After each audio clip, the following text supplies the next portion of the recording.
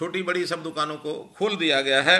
ये भी सब जो भी हमारी गृह मंत्रालय की गाइडलाइंस हैं उसके हिसाब से ये हमने सब कुछ किया है।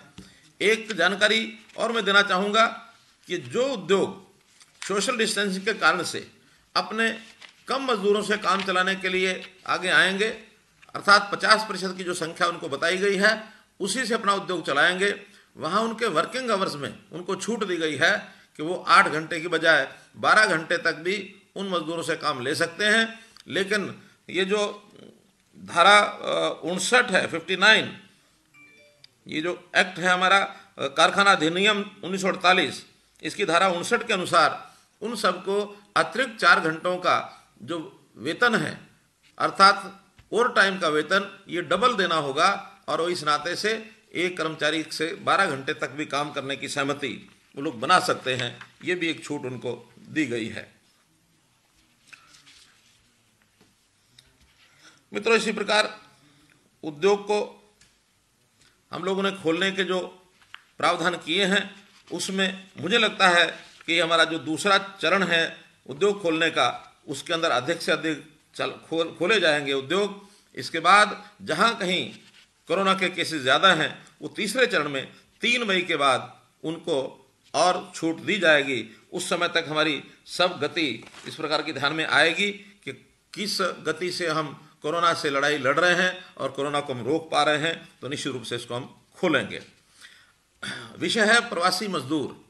प्रवासी मजदूर हमारे हरियाणा में भी बहुत बड़ी संख्या के अंदर उद्योग में लगे हुए थे, खेतों में काम कर रहे थे। अचानक इनको जब एक विषय लॉकडाउन का आया तो घर जाने के लिए इन्होंने अपनी तैयारी की, लेकिन चूंकि सोशल डिस्टेंसिंग के कारण से इनका एक साथ घर जाना संभव नहीं था। हमने इनके लिए माइग्रेंट कैंप्स बनाए और उन कैंप्स में लगभग 15,500 मजदूरों को 20-22 दिन वहाँ रहने के लिए कर्मचारियों ने, वहाँ पर संस्थाओं ने, सब लोगों ने सहयोग किया। और इसके बाद एक क्वारंटाइन का पीरियड पूरा होने के बाद परस्पर प्रदेशों में जो भी ऐसे लोग रुके थे उन्होंने अपने अपने घर जाने के लिए जब इंतजाम हमने किए तो घर जाने लगे हैं। और उन 15 दिनों के अंदर हरियाणा में हमने कम से कम ऐसे जितने प्रवासी मजदूर थे उन भाइयों को कोई तकलीफ नहीं होने दी, बल्कि सेवा भाव से उनका जब सेवा की गई और जाने लगे तो भावनात्मक तरीके के भी दृश्य ध्यान में आए कि जब उस कैंप को छोड़ करके जा रहे थे तो जाते समय ऐसा भी ध्यान में आया कि वहाँ के कर्मचारियों के पैर तक उन्होंने छुए। और जब उनसे पूछा ऐसा क्यों, तो उन्होंने कहा कि हमें परिवार के अंदर भी जितनी सेवा भाव और जितना हमको प्रेम स्नेह प्यार मिलता है उससे ज़्यादा प्यार हमको मिला है, और एक परिवार से जैसे बिछड़ना होता है इस प्रकार के बिछड़ने का उनका जो एक दृश्य ध्यान में आ रहा है। ये सब मजदूर, हमको इनको मजदूर कहते हैं ऐसा नहीं है, हमारी इस प्रदेश की एक प्रकार की मजबूती के ये अंग हैं। और इस मजबूती को लाने के लिए हरियाणा में जो इन्होंने काम किया, आगे दोबारा से फिर वो काम करने आए, ऐसी हमारी इच्छा है। किन्हीं कारणों से अपने प्रदेशों में भी काम करते हैं तो उनका सबका 15-15, 20-20 वर्षों से जो यहाँ काम करके गए हैं हरियाणा के निर्माण में, उन्होंने सहयोग किया है। मैं उनका धन्यवाद भी करता हूँ, उनका आभारी भी हूँ कि अपने सब लोगों का उन्होंने ध्यान रखा है। अभी भी जो मजदूर यहाँ शेष बचे हैं, बहुत लोग कटाई के काम के लिए आए हुए हैं। ऐसे कटाई के काम वाले सभी कटाई करने के बाद इन लोगों को सबका ध्यान रखा जाएगा। जब भी कोई उचित अवसर आएगा तो इनको इनके घरों में वापस भेजा जाएगा। जब तक इनको यहाँ रहने के लिए कहा जाता है तब तक यहाँ रहें। इनकी सबकी व्यवस्था, इनके भोजन की, खाने की, पीने की सब व्यवस्थाएं यहाँ उनको उचित ढंग से की जाएंगी, एक परिवार की तरह की जाएंगी। हमारे ये अपने अंग हैं, हमारे हरियाणा के जैसे लोग होते हैं वैसे ही हमारे लिए ये भाई हैं। भ्रातृभाव से हम लोग उनकी सेवा करेंगे, किसी प्रकार की चिंता इनको नहीं करनी चाहिए, ऐसा मैं इनको इस बात का विश्वास दिलाता हूँ। मित्रों, हरियाणा में चूँकि हमको पता है कि हमारी आर्थिक स्थिति, इस आर्थिक स्थिति का एक विषय सबके सामने मैंने खुले रूप से रखा है। आज मैं फिर उस बात को दोहराता हूँ कि हमको हरियाणा में अपने खर्चे कम करने होंगे, हमको अपनी आय किसी न किसी रूप में बढ़ानी होगी। इस आय को बढ़ाने के लिए हमारे जो मंत्रीगण हैं, बाकी सब लोग हैं, जैसे जैसे सुझाव आ रहे हैं उस हिसाब से उन सुझावों के ऊपर हम काम करेंगे। लेकिन एक विषय मैंने जो थोड़ा संकेत किया था कि हम जो अपनी भर्तियां हैं उन भर्तियों में यूनिवर्सिटीज़ के अंदर जहां आवश्यकता नहीं है वहीं नहीं करेंगे, बाकी जगह आवश्यकता जहां है उनकी भर्तियां चालू रहेंगी।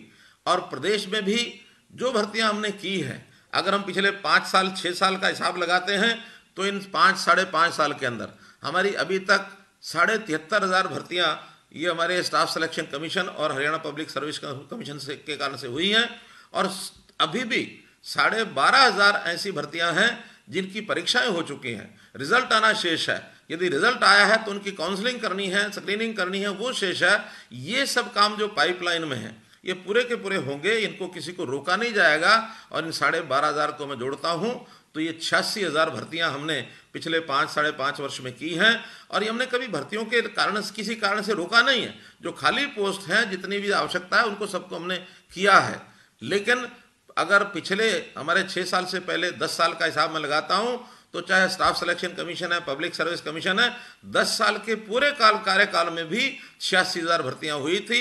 अर्थात वो 10 साल का कार्यकाल और हमारा 5.5 साल का कार्यकाल ये बराबर भर्तियां कर चुके हैं। आगे 4.5 साल भी जो बचा है समय, उसके अंदर भरपूर भर्तियां की जाएंगी। लेकिन वर्तमान समय ऐसा है जब सोशल डिस्टेंसिंग है, जब ट्रांसपोर्ट के साधन बंद हैं, परीक्षाएं हम करा नहीं सकते हैं।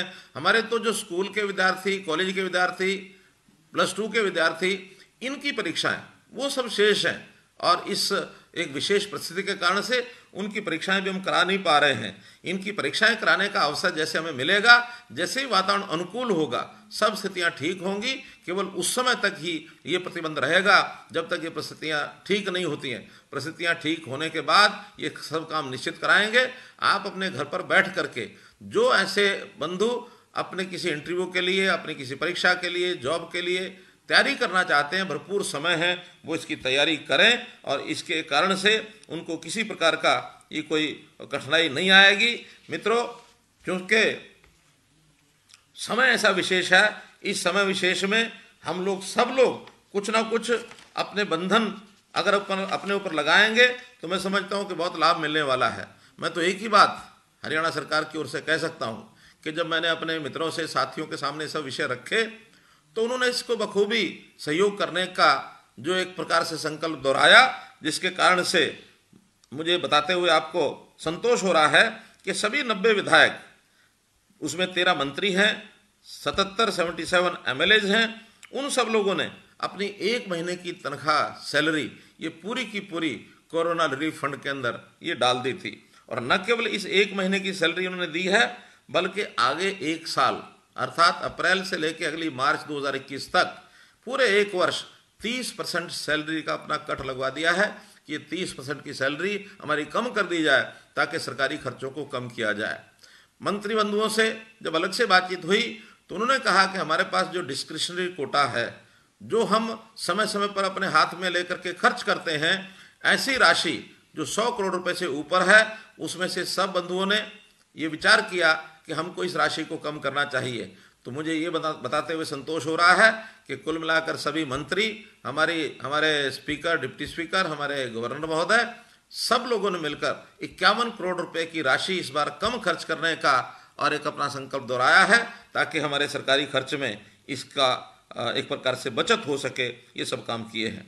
सभी बोर्ड्स के, कॉरपोरेशंस के जो चेयरमैन हैं, उन्होंने भी 1 महीने की अपनी जो सैलरी है वो कंट्रीब्यूट कर दी है। XMLAs, उनकी पेंशन 42 XMLAs हैं जिन्होंने अपनी पेंशन का कुछ ना कुछ हिस्सा, कुछ XMLAs ऐसे हैं जिन्होंने पूरी की पूरी अपनी पेंशन 1 महीने की ये इस बार कोरोना रिलीफ फंड में डाली है। उनका भी मैं धन्यवाद करता हूं। तो इस प्रकार से हमारे राजनीतिक लोगों ने कुल मिलाकर करोड़ों रुपए का कोरोना रिलीफ फंड में या सरकारी धन के अंदर जो एक प्रकार से बचत कराई है, उनका भी मैं बहुत धन्यवाद करता हूं। आजकल हमको पता है कि मंडियों में प्रोक्योरमेंट चल रही है। प्रोक्योरमेंट का समय ये भी किसान के लिए, हमारे मजदूरों के लिए, आढ़ती के लिए, ग्रामीण जनजीवन के लिए बहुत ही महत्वपूर्ण ये एक अवसर होता है। इसमें इस बार हमको थोड़ा कठिनाई आई है सोशल डिस्टेंसिंग का पालन करने के लिए। हमने इन मंडियों की संख्या ज़्यादा की है। पहली बार ये प्रयोग हुआ है कि गेहूँ 400 के बजाय 1800 मंडी और परचेज सेंटर्स के ऊपर ये कराया जा रहा है। स्वाभाविक है, इतना विस्तार, चूँकि वहाँ किसी प्रकार की व्यवस्थाएं नहीं थी, नई व्यवस्थाएं बनानी थी। प्रारंभ के 2-3 दिन कठिनाई आना स्वाभाविक था। संयोग से वर्षा बीच में आई ओले भी कई जगह पड़े, उसके लिए भी हमको सब कुछ संभाल करके अपनी व्यवस्थाएं ठीक करनी थी। कुछ आड़तियों के साथ भी हमारा एक विवाद हुआ था, बाद में उसको सुलझा लिया गया और उस सारे विषय को ठीक करते हुए हमारी प्रोक्योरमेंट बहुत ठीक प्रकार से चल रही है। अभी तक सरसों कुल मिलाकर 3,20,000 मीट्रिक टन ये खरीदी जा चुकी है। इसी प्रकार गेहूं 30 लाख से ऊपर मीट्रिक टन ये मंडियों में आ चुकी है। सरसों की पेमेंट प्रारंभ हो चुकी है, 527 करोड़ रुपए की पेमेंट दी जा चुकी है, जो 47,000 किसानों को मिली है। गेहूं की ये जो पेमेंट है वो आज शुरू कर दी जाएगी। आने वाले 2 दिनों में जिन लोगों ने गेहूं 3 दिन पहले बेची है, उन सबको गेहूं का पैसा ये मिल जाएगा और इस प्रकार से इस सारे विषय को सारे सुचारू ढंग से हम लोग आगे करेंगे। मुझे एक ही बात आप लोगों को कहनी है कि ये समय बहुत विशेष प्रकार का समय है। इस समय में जैसा हम जानते हैं कि जब भी कोई चलती हुई गाड़ी रुकती है, रुकने के कोई भी कारण हो सकते हैं, लेकिन जब उसको शुरू किया जाता है तो जब शुरू करते हैं तो गाड़ी एक साथ एकदम नहीं दौड़ती है।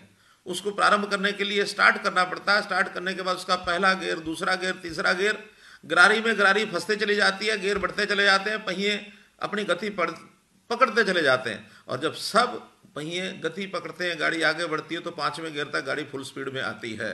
हम भी कुल मिलाकर के इस कोरोना के कारण से जो हमारे सारे सिस्टम को, पूरे समाज को एक ब्रेक लगा था, एक थम सी गई थी जिंदगी थमी, यानी एक प्रकार से इसको कहना चाहिए कि हमारी जिंदगी यानी थमी है, ये बंद नहीं हुई है। इस थमी हुई जिंदगी को एक रुकी हुई गाड़ी की तरह आगे जैसे चलाया जाता है वैसे हम चलाएंगे।